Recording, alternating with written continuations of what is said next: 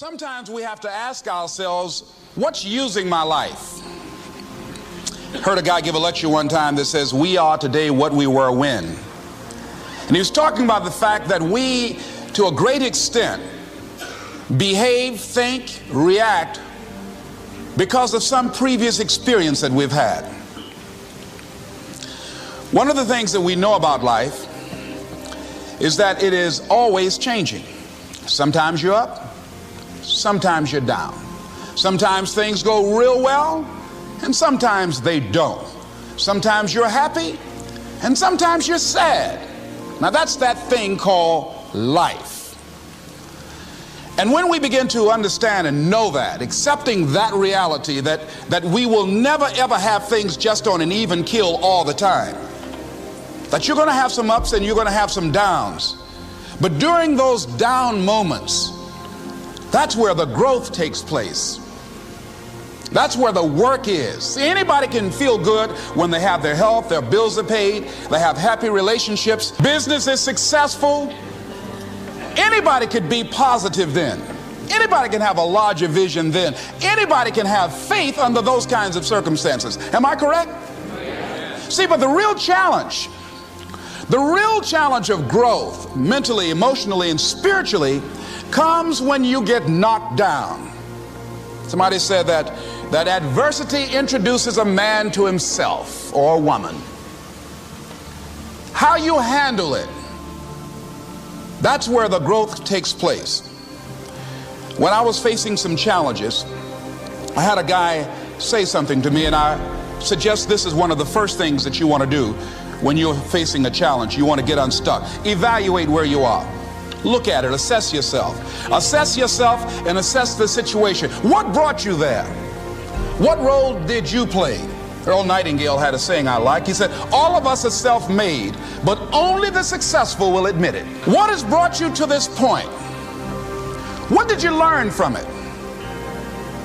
Are you learning anything, or are you doing it over and over and over again? Somebody said that insanity is doing the same thing in the same way, expecting a different outcome. Are you going through it, or are you growing through it? Are you bigger and better because of it? Because it's not going to leave you until you grow through it. I was going through a major challenge in my life that was wearing me out, that was using me.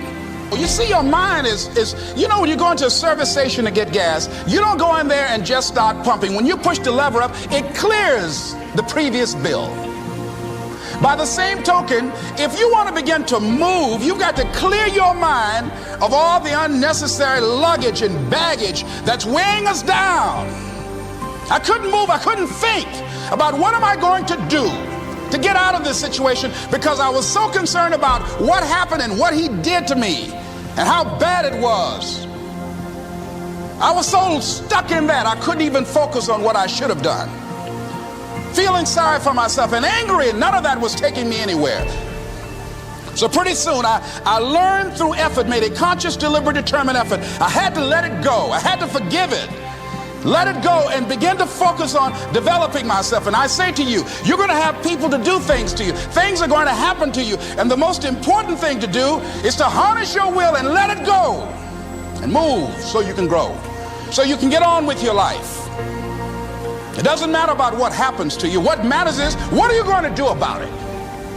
All of us have experienced some tragedy, and if we haven't, we will. And you can either let it destroy your life, or you can build upon it. You can permit it to let it hold you down, or you can decide, I'm not going to let that happen to me. I'm bigger than this.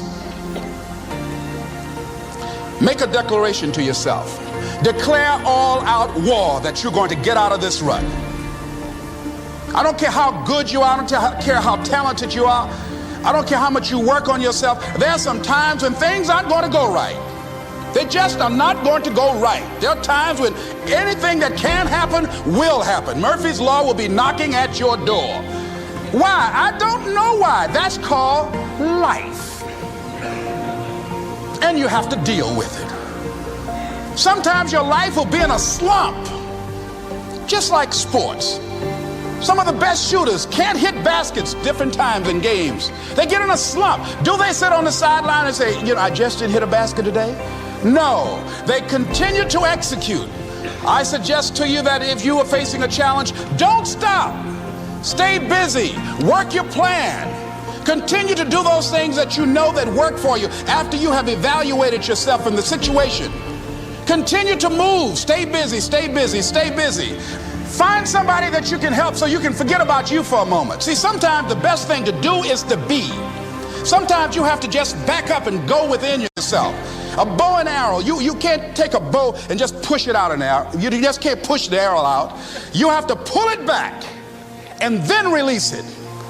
Sometimes you have to back up and go within and pray and meditate and recharge your batteries. Go away, clear your head, and then come back and look at it from a different vantage point. Don't operate while you are under the spell or the effect of what's going on. Next thing is that you've got to activate the thinker in you. Don't allow your emotions to control you. We are emotional, but you want to begin to discipline your emotion.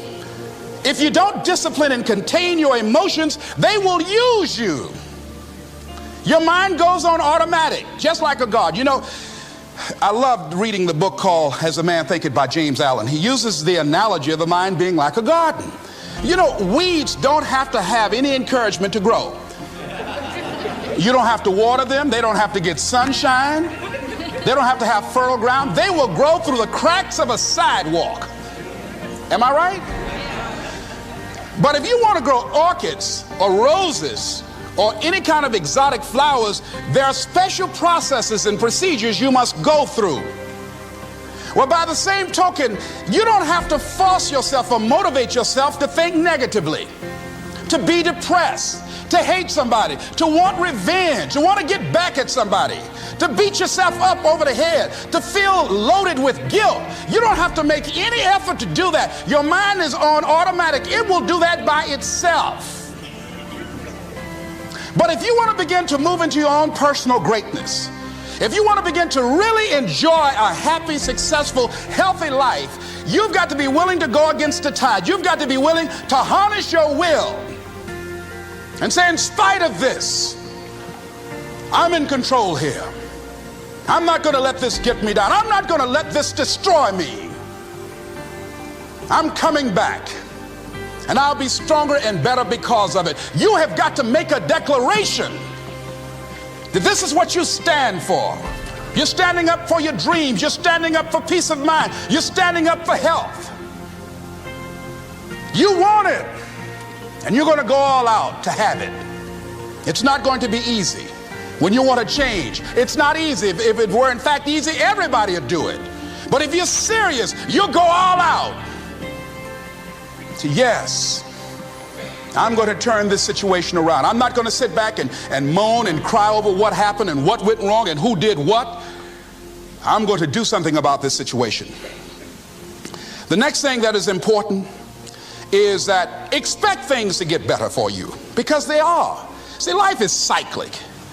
You're not, whatever experience you're having right now, it has not come to stay. It has come to pass. Not to stay, just to pass. It's just going through. The biggest challenge is to know what's happening. This is a part of this thing we call life. This too shall pass. And maintaining perspective, putting it in perspective. The other thing is take full responsibility for your life.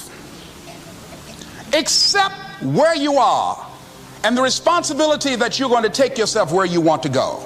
Someone said we have two primary choices in life. We can either accept conditions as they exist, or we can take the responsibility to change them. See, a lot of people want to exempt themselves from taking responsibility. All they want to do is talk about the problem. Every time you see them, they'll tell you their story over and over and over and over again. No. You want to take responsibility for your life. I got me here, I can get me out of this. And I'm getting out. I'm not going to be a volunteer victim. George Bernard Shaw said there are two kinds of people in life. You know, he said those that make things happen, those that watch things happen, and those that don't know what happened. And he said the people that get along in this life look around for the circumstances that they want, and if they can't find them, they make them. They create them. So part of beginning to get unstuck, you've got to decide that the behavior pattern that you have adopted doesn't work for you. You've got to change your strategies, and changing your strategy means reinventing your life, recreating you, and you have the power to do that. You can decide that you're going to change, that you're not going to be a wimp. You can decide that you're going to stand up to life. You can decide that I'm going to live each day as if it were my last. You have the power to make that decision. You can decide I'm going to work on myself and develop myself. I'm going to empower me. And all of these things that are happening to me right now, they're just temporary inconveniences. They're not stronger than I am. I'm in charge here.